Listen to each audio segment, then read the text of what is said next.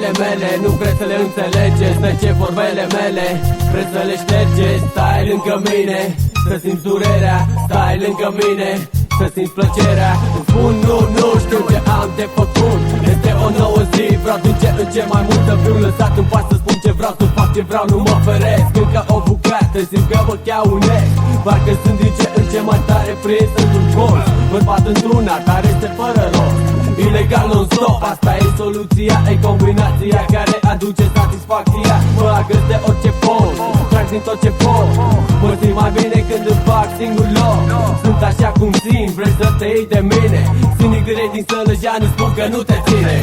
Nu renunțăm la nimic, vrem tot. Puia! Ilegal non-stop. Ilegal non-stop. Nu renunțăm la nimic, vrem tot. Puia! Ilegal non-stop. Ilegal non-stop. Ce se întâmplă? N-ai curaj, nu reușești. Ascultă ce spun vagabunții de București. Te bați degeaba cu pumnul în piept pentru orașul tău. Rahatul e și acolo la fel de rău. Băiețașii își fură libertatea. Gaborii strâmbă cu nerușinare dreptatea. Crezi că mint fraiere, am dovezi. Vino ca să vezi. Prea mulți băieți din cartiere în închisori, de ce? Ne bazăm doar pe noi, prietene. Pe noi, pe cei care ne ascultă pe Sălăjan. Sunt cu Sinic și Giovanni, non-stop ilegal.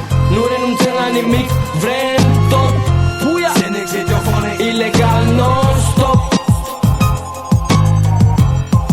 Ilegal non-stop. Fata mea îmi spune că trebuie să fiu plătit. Îmi zice că n-o să meargă la nesfârșit. Sunt prins între femei, gașcă și vagabonde. Ce pot să fac? Există o altă cale oare? Vagabonțesc și mă trezesc pe circ, că mă așteaptă, știu, ca pe ziua de salariu. Orice ar fi, rămân fidel afacerilor mele. Vorba doar de bani și de velele. Nu e de glumă, nu sunt vorbe goale.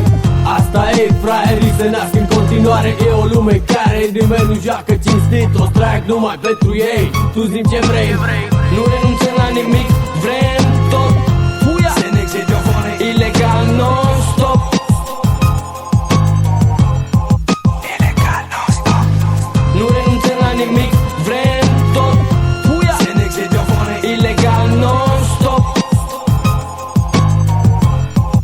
Ilegal non-stop. O să mor, o să trăiesc, ce o să se întâmple? Hai să privim puțin posibilitățile.